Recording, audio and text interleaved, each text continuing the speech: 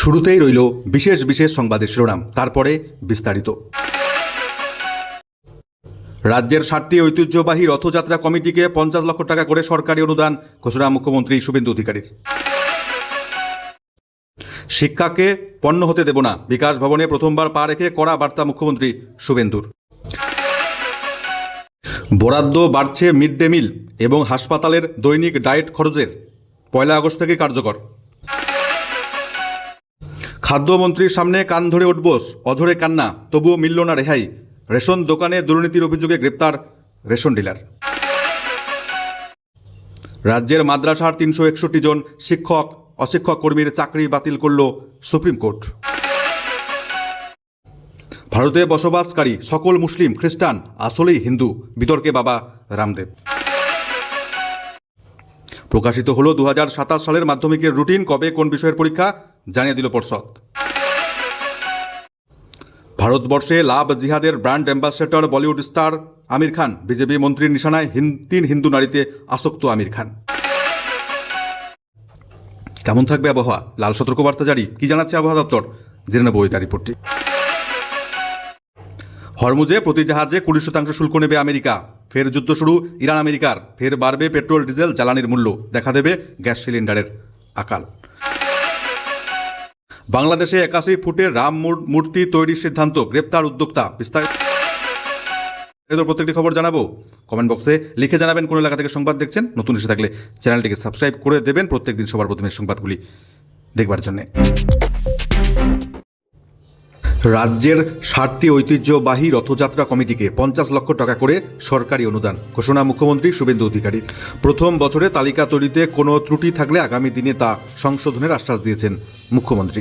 এছাড়া মুখ্যমন্ত্রী জানিয়েছেন, রাজ্যের বিভিন্ন ঐতিহাসিক মঠ মন্দির ধর্মীয় স্থানের সংস্কার সংরক্ষণের জন্য প্রাথমিকভাবে 1000 কোটি টাকা বরাদ্দ করেছে রাজ্য সরকার। মুর্শিদাবাদের কিরিটেশ্বরী সহ একাধিক প্রাচীন মন্দিরকে হেরিটেজের আওতায় আনার উদ্যোগ নেওয়া হয়েছে বলে জানিয়েছেন শুভেন্দু অধিকারী। বৈঠকে তিনি আরও জানিয়েছেন, ভারত সেবাশ্রম সংঘের হাসপাতালগুলিকে এবার থেকে আয়ুষ্মান ভারত প্রকল্পের তালিকাভুক্ত করা হচ্ছে। স্বামী বিবেকানন্দের জন্মস্থান সিমলার রক্ষণাবেক্ষণের জন্য 5 কোটি টাকা বরাদ্দ করছে রাজ্য সরকার। শ্রাবণ মাসে জলযাত্রীদের সুবিধার্থে একাধিক উদ্যোগের কথা জানিয়েছেন মুখ্যমন্ত্রী।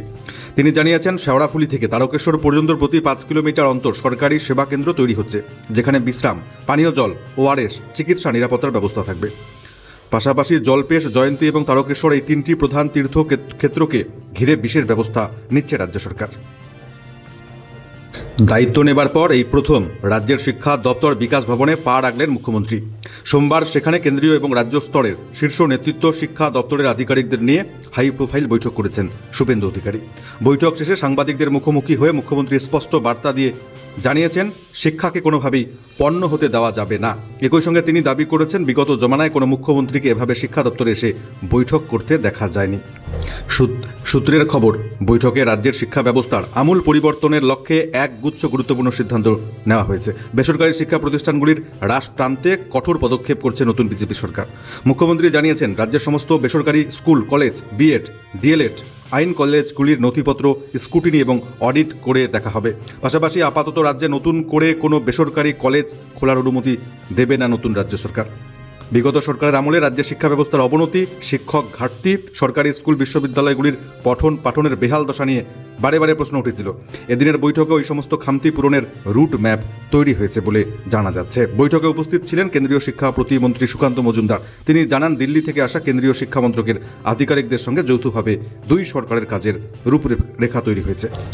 স্কুলগুলিতে ছাত্র শিক্ষকের সংখ্যার ভারসাম্য অনুপাত বজায় রাখতে বিশেষ নজর দেওয়া হচ্ছে। পুরুলিয়া রারবঙ্গ অঞ্চল থেকে ওই কাজ শুরু হয়ে ধাপে ধাপে গোটা রাজ্যে ছড়িয়ে পড়বে। যেসব স্কুলে ফ্যান নেই সেখানে ফ্যানের ব্যবস্থা করা হবে। নিশ্চিত করা হবে স্কুলের পরিচ্ছন্ন পরিবেশ, বিশুদ্ধ পানীয় জল। রাজ্যের 81,000 স্কুলে এবার থেকে মিড ডে মিলে রান্না হবে গ্যাস সিলিন্ডারে। পাশাপাশি স্কুলগুলিতে সোলার সিস্টেম বসানো হবে। আগামী আগস্ট মাস থেকে ইসকনের মাধ্যমে উচ্চ মানের মিড ডে মিল দেওয়ার পরিকল্পনা নেওয়া হয়েছে। প্রাথমিক এবং উচ্চ প্রাথমিকে মিড ডে মিলের বরাদ্দ 6 টাকা 78 পয়সা থেকে বাড়িয়ে করা হলো 10 টাকা। 1 আগস্ট থেকেই কার্যকর হচ্ছে।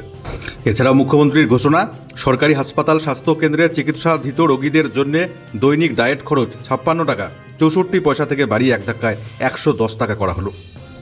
ফলে রোগীরা আরও উন্নত মানের সুষম খাদ্য পাবেন বলেই জানা যাচ্ছে। আগামী 1 আগস্ট থেকে রাজ্যের সরকারি হাসপাতাল বিদ্যালয়গুলিতে নতুন ব্যবস্থা কার্যকর শুরু হবে। খাদ্যমন্ত্রীর সামনে কান ধরে উঠবোস রেশন ডিলারের, তবুও নেই রেহাই। দুর্নীতির অভিযোগে গ্রেপ্তার রেশন ডিলার। মন্ত্রীর দায়িত্ব পাওয়ার পর থেকেই দুরন্ত অ্যাকশন মোডে খাদ্যমন্ত্রী অশোক কীর্তনিয়া। রেশন দোকানগুলিতে সারপ্রাইজ ভিজিট দিয়ে তিনি একে একে দুর্নীতি খুঁজে বের করছেন। তার অভিযোগের ভিত্তিতে ইতিমধ্যে বেশ কিছু গ্রেপ্তার মামলা চলছে। এবার গ্রাহকদের সঙ্গে দুর্ব্যবহার, বেআইনি কার্যকলাপের অভিযোগ পেয়ে হাবড়ায় গুমায় এক গুদামে হাজির খাদ্যমন্ত্রী। তার সামনে কেঁদে কেটে কান ধরে উঠবোস করলেও রেহাই পেলেন না রেশন ডিলার। মন্ত্রীর অভিযোগ পেয়ে তাকে গ্রেপ্তার করেছে অশোকনগর থানার পুলিশ। অভিযুক্তের নাম শ্যামল সাহা। অশোকনগর বিধানসভার গুমা এলাকায় একটি রেশন দোকানের ডিলার। তার বিরুদ্ধে দীর্ঘদিন ধরে বহু অভিযোগ উঠেছিল। সেই সমস্ত জানতে পেরে সোমবার সকালে আচমকাই তার গুদামে হানা দেয় রাজ্যের খাদ্যমন্ত্রী অশোক কীর্তনিয়া। অভিযোগ, রেশন ডিলার শ্যামল সাহা এলাকার বহু উপভোক্তাকে 4 থেকে 5 দিন এমনকি 6 মাস ধরে রেশন দিচ্ছেন না। আটকে রেখেছেন রেশন কার্ড, ফিঙ্গারপ্রিন্ট নিয়েও রেশন দিচ্ছেন না। এদিন মন্ত্রী গুদাম ঘরে মজুদ থাকা খাদ্য সামগ্রী নিজে পরীক্ষা করে দেখেন, অন্যান্য নথিপত্র খতিয়ে দেখেন। এরপরেই রেশন ডিলার শ্যামল সাহাকে ডেকে রীতিমতো ধমক দেন রাজ্যের খাদ্যমন্ত্রী। বলেন, মন্ত্রী নই, সাধারণ লোকের মতো আমিও একজন লোক। আমি তো দেখছি আপনার এখানে 4 মাসের পুরনো সব জিনিস, আপনি ঠিকমতো রেশন দেন না কেন? তাতেই কান ধরে মন্ত্রীর সামনে উঠবোস করে হাউমাউ করে কাঁদতে শুরু করে শ্যামল সাহা। ক্ষমাও চান, কিন্তু তাতেও মেলেনি রেহাই। মন্ত্রীর অভিযোগের ভিত্তিতে অশোকনগর থানার পুলিশ ঘটনাস্থলে গিয়ে গ্রেপ্তার করেছেন রেশন ডিলার শ্যামল সাহাকে। গ্রেপ্তারির পর তার গুদামটি সিল করে দেওয়া হয়েছে। পশ্চিমবঙ্গের মাদ্রাসার 361 জন শিক্ষক অশিক্ষক কর্মচারীর চাকরি বাতিল করে দিল সুপ্রিম কোর্ট। তাদের বকেয়া বেতন সহ অন্যান্য আর্থিক সুবিধাও আর দেওয়া হবে না বলে জানিয়ে দিয়েছে শীর্ষ আদালত। মাদ্রাসার ম্যানেজিং কমিটির বাছাই করা শিক্ষক অশিক্ষক কর্মচারীদের নিয়োগকে মান্যতা না দিয়ে সোমবার বিচারপতি দীপঙ্কর দত্ত, বিচারপতি অর্গাস্টিন জর্জ মাসিহো তাদের 52 পাতা রায় দিয়েছেন। 2016 থেকে 2020 সালের মধ্যে পশ্চিমবঙ্গের বিভিন্ন জেলার মাদ্রাসায় ব্যাপক হারে শিক্ষাকর্মী নিয়োগ করেছিল মাদ্রাসার ম্যানেজিং কমিটি, যার বিরোধিতা করে রাজ্য সরকার। 2024 সাল থেকে চলছিল মামলা, 40 বার হয়েছে শুনানি। গত 21 মে রায়ে রিজার্ভ রেখেছিল আদালত। এদিন হলো রায়দান। জানিয়ে দেওয়া হলো, পশ্চিমবঙ্গ সরকার মাদ্রাসা সার্ভিস কমিশনের অনুমোদন ছাড়া নিজেদের প্রয়োজন অনুযায়ী ইচ্ছে মতো শিক্ষক অশিক্ষক কর্মী নিয়োগ করতে পারবে না মাদ্রাসার ম্যানেজমেন্ট কমিটি। রায়ে জানিয়ে দেওয়া হয়েছে, কমিটির নিয়োগ করা কর্মীদের চাকরি বাতিল হওয়ায় সেই পদ খালি হয়ে গেল। এবার সেই পদে মাদ্রাসা সার্ভিস কমিশনের সুপারিশ মোতাবেক নতুন করে নিয়োগ প্রক্রিয়া শুরু হবে। ভারতের সব মুসলিম এবং খ্রিস্টানরা সকলেই আসলে হিন্দু। বিতর্কে এবার বাবা রামদেব। হিন্দু রাষ্ট্রের নাম শুনে কারো ভয় পাওয়ার দরকার নেই। ভারতে মুসলিম খ্রিস্টানদের আতঙ্কের কোনো কারণ নেই, কারণ আমাদের পূর্বপুরুষ সবাই এক, সবাই সনাতনী হিন্দু। এমনটাই মন্তব্য করে বিতর্কে জড়ালেন যোগগুরু বাবা রামদেব। তীব্র কটাক্ষ করেছে কংগ্রেস, মিমসহ একাধিক বিরোধী দল। তাদের বক্তব্য, সবাই যদি এক হয় তাহলে কেন বিভাজনের রাজনীতি করে চলেছে বিজেপি? 2027 সালের মাধ্যমিকের দিনক্ষণ ঘোষণা করল মধ্যশিক্ষা পর্ষদ। আগামী বছর 15 ফেব্রুয়ারি থেকে শুরু হচ্ছে পরীক্ষা, চলবে 25 ফেব্রুয়ারি পর্যন্ত। সোমবার দুপুরে কোন দিন কোন পরীক্ষা তার বিস্তারিত সূচি জানিয়ে দিয়েছে পর্ষদ। প্রকাশিত সূচি অনুযায়ী 10 দিন ধরে পরীক্ষা চলবে। সকাল 10:45 থেকে শুরু হয়ে চলবে পরীক্ষা দুপুর 2টো পর্যন্ত। 15 ফেব্রুয়ারি প্রথম ভাষা, 16 ফেব্রুয়ারি দ্বিতীয় ভাষা, 18 ফেব্রুয়ারি ইতিহাস, 19 ফেব্রুয়ারি ভূগোল, 22 ফেব্রুয়ারি গণিত, 23 ফেব্রুয়ারি ভৌত বিজ্ঞান, 24 ফেব্রুয়ারি জীবন বিজ্ঞান এবং 25 ফেব্রুয়ারি ঐচ্ছিক বিষয়ের পরীক্ষা অনুষ্ঠিত হতে চলেছে। ভারতবর্ষে লাভ জিহাদের brand ambassador Aamir Khan Bollywood star. BJP মন্ত্রীর নিশানায় 3 হিন্দু নারীতে আসক্ত আমির খান। 1986-8 দশকে রানী দত্তের সঙ্গে প্রথমবার বৈবাহিক বন্ধনে আবদ্ধ হয়েছিলেন আমির খান। বিচ্ছেদের পর কিরণ রাওয়ের সঙ্গে আমিরের দ্বিতীয় দাম্পত্য শুরু হয়। এরপর ষাটোর্ধ্ব আমির গৌরী স্প্রাটের মধ্যে খুঁজে পেয়েছেন শান্তি। গত 5 জুলাই ঘরোয়া পরিসরে স্পেশাল ম্যারেজ অ্যাক্টে ভালোবাসার বন্ধনে বাধা পড়ে 2টি মন। একের পর এক হিন্দু নারীর সঙ্গে সংসার। আমির খানের বিরুদ্ধে এবার প্রকট হচ্ছে লাভ জিহাদের অভিযোগ।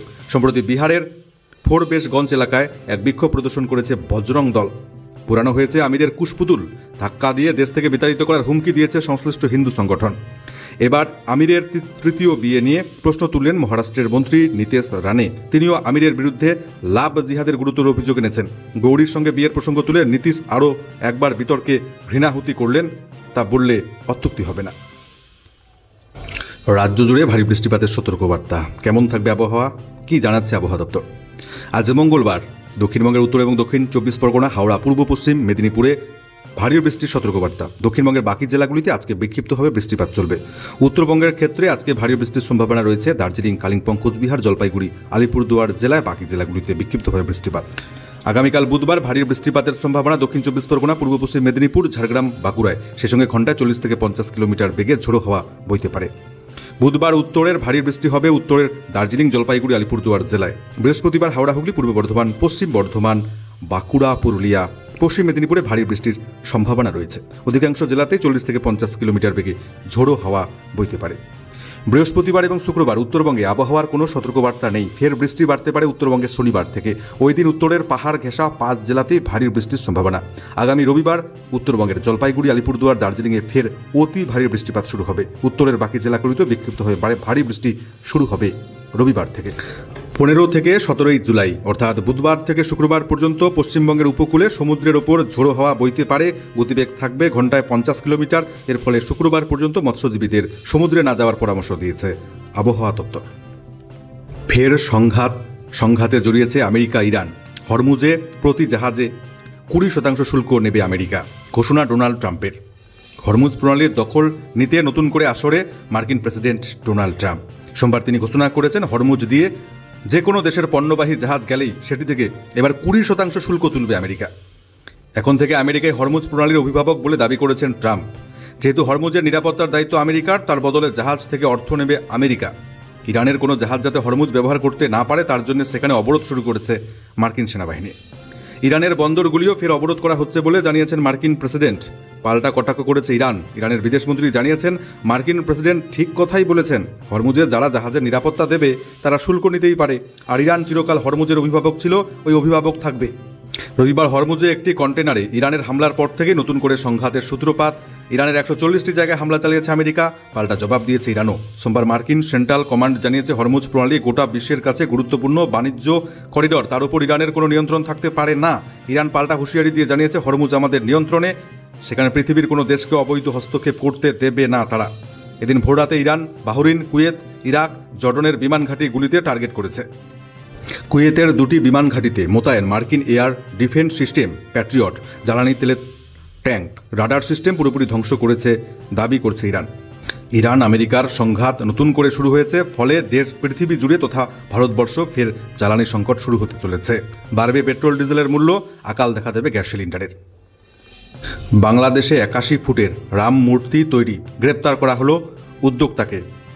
বাংলাদেশের গাইবান্ধায় বিশ্বের উচ্চতম 81 ফুট উঁচু রাম মূর্তি তৈরির কাজ আগেই বন্ধ করে দিয়েছিল মৌলবাদীরা। সেই মূর্তি নির্মাণের প্রধান উদ্যোক্তা হরিদাস চন্দ্র তরণীদাসকে রবিবার রাতে গ্রেপ্তার করল বাংলাদেশের গোয়েন্দা বাহিনী। তার বিরুদ্ধে বেআইনি অর্থ লেনদেনের অভিযোগ আনা হয়েছে। হরিদাসের বিরুদ্ধে 9,35,00,000 টাকার বেআইনি লেনদেনের অভিযোগ তোলা হয়েছে। এদিন ঢাকার আদালতে তাকে তোলা হলে 4 দিনের সিআইডি হেফাজতের নির্দেশ দিয়েছেন বিচারক। যদিও বাংলাদেশের সংখ্যালঘু হিন্দু সম্প্রদায়ের দাবি, মৌলবাদীদের চাপে হরিদাসকে মিথ্যা মামলায় ফাঁসানো হচ্ছে বাংলাদেশে। প্রসঙ্গত, গাইবান্ধা জেলার পলাশবাড়িতে রাধা গোবিন্দ কালী মন্দির প্রাঙ্গণে রাম মূর্তির কাজ শুরু হয়। কাজ শুরুর পর থেকে তা নিয়ে মৌলবাদী গোষ্ঠীগুলি বাধা দিতে শুরু করে। তারপরেও মূর্তি তৈরির কাজ প্রায় শেষ হয়ে গিয়েছিল, কিন্তু শেষ পর্যন্ত তীব্র বিরোধিতার মুখে মন্দির তৈরির কাজ স্থগিত হয়ে যায়। রবিবার 12:30 নাগাদ পলাশবাড়ির মধ্য রামচন্দ্রপুর থেকে হরিদাসকে গ্রেপ্তার করা হয়েছে।